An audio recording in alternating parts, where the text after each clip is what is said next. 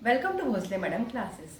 अब आपके एग्ज़ाम को बचे हैं बेटा 3 मंथ और 3 मंथ के लिए अब आपने आपकी स्ट्रेटेजी क्या रखनी चाहिए, कैसे पढ़ना चाहिए, किन बुक्स को प्रेफरेंस देना चाहिए और किस तरह से आप तैयारी करेंगे। तो मेरा अगर मानेंगे मेरा कहना तो सबसे पहले आपकी एनसीईआरटी जो है, आपकी जो बुक है, टेक्स्ट बुक है, उसको अच्छे से सारे चैप्टर पढ़ डालिए।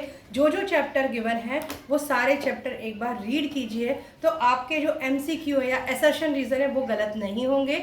इवन 2 और 3 मार्क के क्वेश्चन का आंसर भी आपको इसमें मिल जाएगा अगर आप चैप्टर ध्यान से पढ़ेंगे। दूसरे इस पे आइए, अगर आपने नोट्स बनाए हैं स्टार्टिंग से तो उनको पढ़िए, चैप्टर पढ़िए, आपके नोट्स पढ़िए, आपकी बहुत बेहतरीन तैयारी हो जाती है। अब अगर ये सब हो गया है तो उसके बाद आती है कुछ रेफरेंस बुक। सबसे पहले नंबर पे मैं आपको सजेस्ट करूंगी एग्जाम्पलर। अगर आपका पढ़ के हो जाता है उसके बाद एग्जाम्पलर के क्वेश्चन आंसर सॉल्व कीजिए, उसमें बहुत अच्छे क्वेश्चन दिए होते हैं और उसके एमसीक्यू भी बहुत अच्छे होते हैं। तो एग्जाम्पलर में से क्वेश्चंस कीजिए और उसको सॉल्व कीजिए।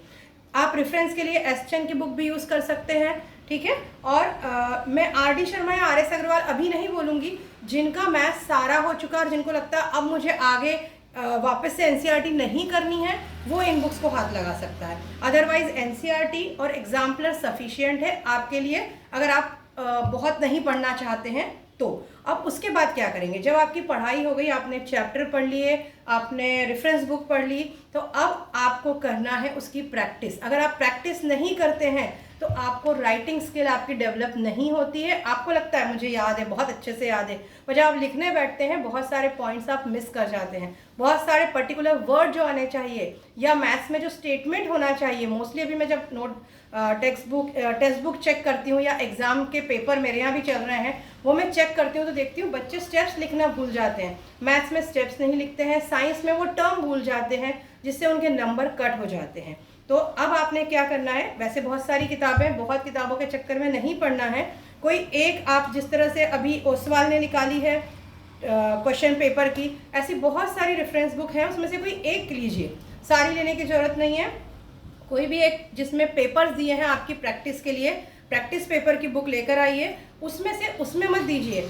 अगर आपको बेटा जमता है तो बहुत अच्छा होगा, आपके पेरेंट्स से बोलिए इस तरह के पेपर निकलवा लें।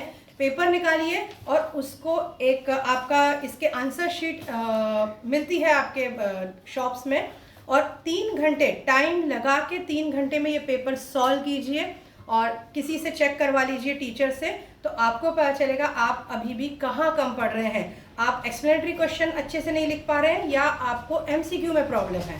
तो जब तक आप इस तरह के पेपर निकाल के सॉल्व नहीं करेंगे, आपको समझ में नहीं आएगा कि आपकी वीकनेस क्या है और आपकी स्ट्रेंथ क्या है। स्ट्रेंथ पे हमेशा ध्यान देना है, वीकनेस को ऊपर लाना है कि वीकनेस आपकी ख़त्म हो जाए, कि आपकी जो भी वीकनेस है उसको लिख लिख के ख़त्म कीजिए। और एक बात मैं बोलना चाहूँगी, मेरे पास बहुत किताबें हैं, इसके अलावा भी और हैं, पर मैं नहीं बोलूँगी आपको। आपकी एनसीईआरटी एग्जाम्पलर नंबर 1 पे, और आप कोई भी क्वेश्चन पेपर सेट ले आइए, सैम्पल पेपर। ये भी नहीं अगर आपको मिलता है तो आपके फ्रेंड्स से, जो आपके आसपास और भी स्कूल्स होंगे, उनसे पेपर कलेक्ट कीजिए, उनके पेपर सॉल्व कीजिए।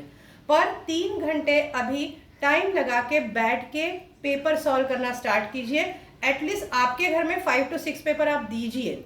इससे क्या होगा, एक तो आपके सारे क्वेश्चन हो जाएंगे सॉल्व, कि सब टाइप के क्वेश्चन आप कर पाएंगे। दूसरा, आपको सिटिंग की आदत पड़ेगी बेटा। मैंने अभी बहुत बार देखा है कि बच्चों को 3 घंटे एक जगह बैठने की आदत नहीं है, तो आपको फिर क्या होता है, थोड़ी देर में शायद आपकी थोड़ी सी पीठ दुखने लगती है, किसी किसी की गर्दन में प्रॉब्लम होने लगती है, नहीं बैठ पाते हैं। तो अच्छा है कि आप 3 घंटे बैठें, वो सॉल्व करें, पेपर पूरा लिखें। ऐसा बीच में छोड़ना नहीं है कि आज मैं अभी 1 घंटा लिख लूँगा, 2 घंटा शाम को लिख लूँगा, नहीं, एक साथ लिखिए और किसी से चेक कराइए, क्योंकि चेक कराएंगे तब आपको पता चलेगा आपकी क्या मिस्टेक हो रही है, ठीक है। तो इस तरह से आप अपने एग्जाम के लिए, बोर्ड्स एग्जाम के लिए तैयारी कीजिए, डेफिनेटली आप अच्छा स्कोर करेंगे। All the best, thank you.